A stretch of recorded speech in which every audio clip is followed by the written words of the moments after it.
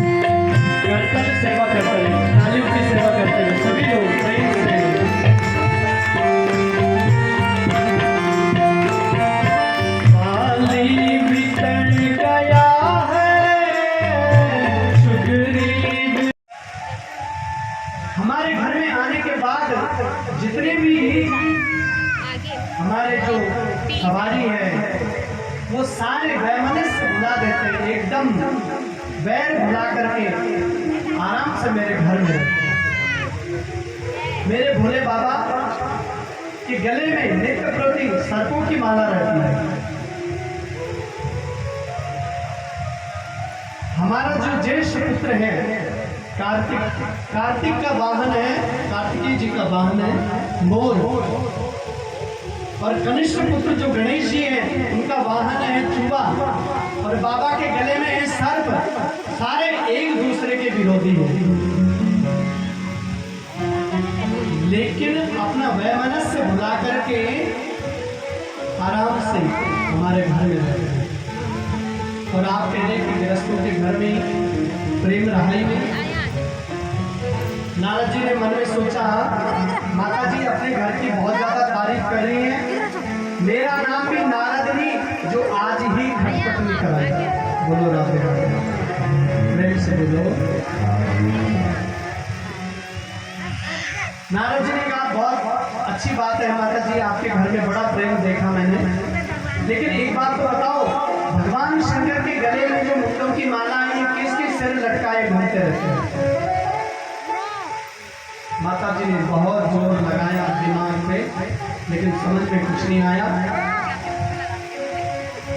नारद जी ने तुरंत कहा, माता जी बस मैं समझ गया, आपके घर में भी प्रेम नहीं है। नारद जी को प्रणाम करके चल दिए। जो काम नारद जी को करना था सो तो कर लिया।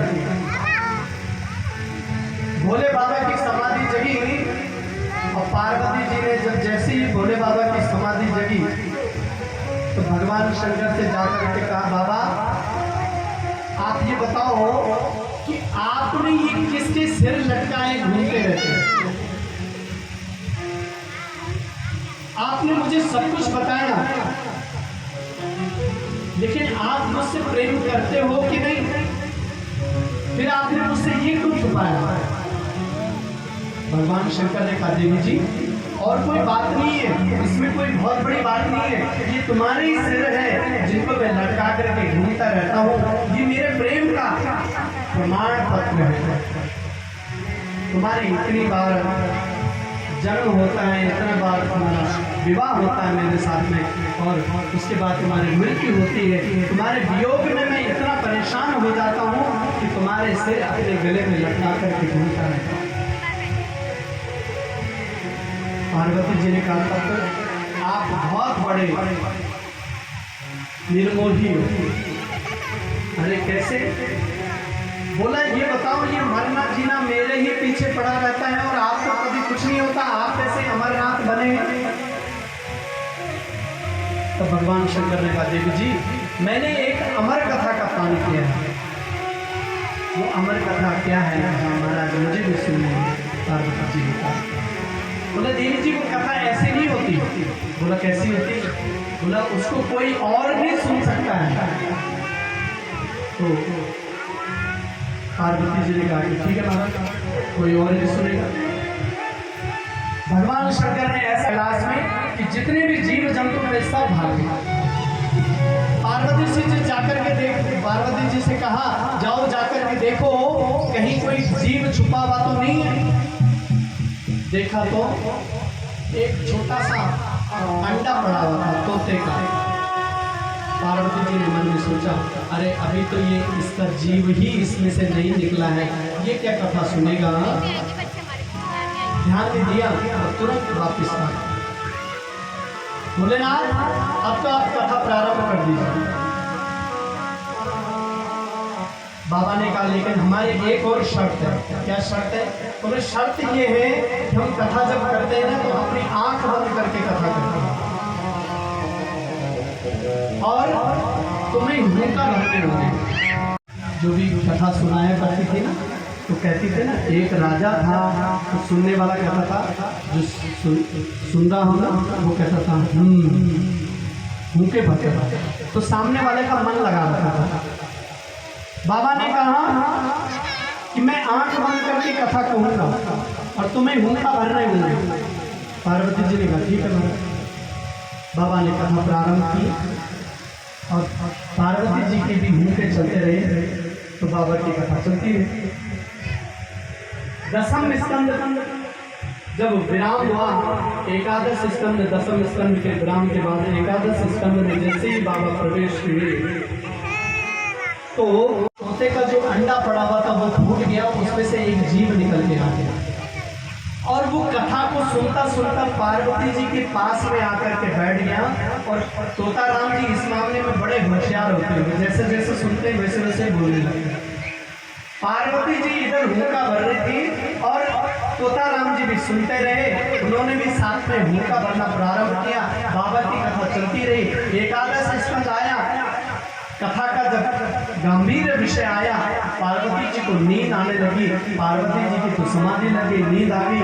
इधर तोता राम जी के हुक्के चलते रहे और बाबा की कथा चलती रही। जब कथा का विराम हुआ तो भगवान शंकर ने जयकारा लगा, बोलो बाल कृष्ण लाल की। जैसे ही ये जयकारा लगाया पार्वती जी की आंख खुली और कहा महाराज फिर क्या हुआ? क्या हुआ? अरे सारी कथा हो गई, तुम सुन भी रही थी कि नहीं? नहीं महाराज मैं सुन रही थी, लेकिन मुझे पता नहीं कब नींद आ गई, पता ही नहीं चला। तुम सो गई, तो जब तुम सो गई तो फिर ये हुक्का कौन भर रहा था?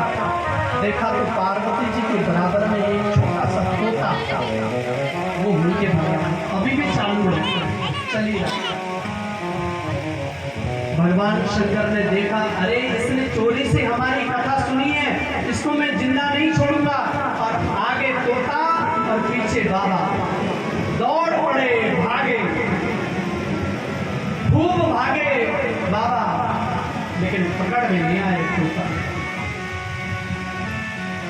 पराशर जी की धर्म पत्नी ऋतु धर्म से निवृत्त होकर के, व्यास जी की धर्म पत्नी ऋतु धर्म से निवृत्त होकर के जैसे ही अपना श्रृंगार करने की जबाई आई और जबाई जब आई तो वो तोता राम जी व्यास जी की धर्म पत्नी के मुख से प्रवेश करके उदरस्थ होके पेट में चले गए। बाबा दौड़े भागे चले आए। व्यास जी ने जब देखा प्रणाम किया भोलेनाथ को, बाबा आज कैसे सवेरे सवेरे आ गए? भोलेनाथ ने कहा एक चोर का पीछा करते करते आए। चोर? महाराज आपके पास ऐसा क्या है जो चोर चुरा ले? क्योंकि चोरों की जो नजर होती आभूषणों पे होती, और भगवान शंकर के आभूषण क्या है? भुजगेंद्र हार, भुजंगों के हार, सर्पों की माला पहनते हैं। किस चोर की हिम्मत है जो बाबा के आभूषणों पे हाथ लगा? तो बाबा आपका क्या चुरा लिया? भगवान शंकर ने कहा नहीं, इसने मेरे कोई आभूषण नहीं चुराए, इसने मेरी कथा की चोरी की है। चोरी से मेरी कथा सुनी है और उस कथा का चमत्कार है, जो उस कथा को सुन लेता है वो अमर हो जाता है और मैं इसे आज सुनने वाला हूँ। व्यास जी ने कहा महाराज कैसी बात कर रहे हैं आप? एक तरफ कह रहे हैं कि जो उस कथा को सुन लेता है वो अमर हो जाता है, और यदि उसने आपकी कथा को सुन ही लिया तो अमर हो गया, और अब दूसरी तरफ आप कह रहे हैं कि मैं उसे छोड़ने वाला नहीं, और आप यदि उसे मार देंगे तो आपकी कथा का प्रभाव ये समाप्त हो जाए। भोलेनाथ ने कहा हाँ ये तो मैंने सोचा ही। बाबा ने कहा चलो कोई बात नहीं, अब कथा इसने सुननी थी जो सुन ली। भगवान भोलेनाथ को वापस आए अपने घर, और वही सुखदेव जी महाराज अपनी माँ के गर्भ में 12 वर्ष तक रहे, पूरे 12 वर्ष। व्यास जी ने कहा बेटा बाहर आओ। सुखदेव जी ने कहा पिताजी नहीं आऊँगा। अरे बेटा आ जाओ, 12 वर्ष हो गए। बोला नहीं पिताजी, ये भगवान की जो माया है ना, ये मुझे व्यामोहित कर देती है। यदि भगवान आए और मुझे आशीर्वाद दे कि मेरी माया तुझे व्यामोहित नहीं करेगी, सो ही मैं बाहर आऊँ। और भगवान को आना पड़ा। भगवान ने आशीर्वाद दिया कि सुखदेव जी आप आराम से बाहर आओ, मेरी माया आपको प्रभावित नहीं करेगी। वही सुखदेव जी महाराज 12 वर्ष के बाद अपनी माँ के गर्भ से बाहर आए, और जैसे ही बाहर आए, यम प्रजंत मनपेतम पेत कृतम द्वैपायनो विरह कातरया जुहा। यम प्रजंतम, तुरंत वन की तरफ चल पड़े, दौड़े भागे। व्यास जी महाराज पीछे पीछे पुकार रहे हैं बेटा रुक जाओ, बेटा रुक जाओ। श्री सुखदेव जी महाराज चले जाए।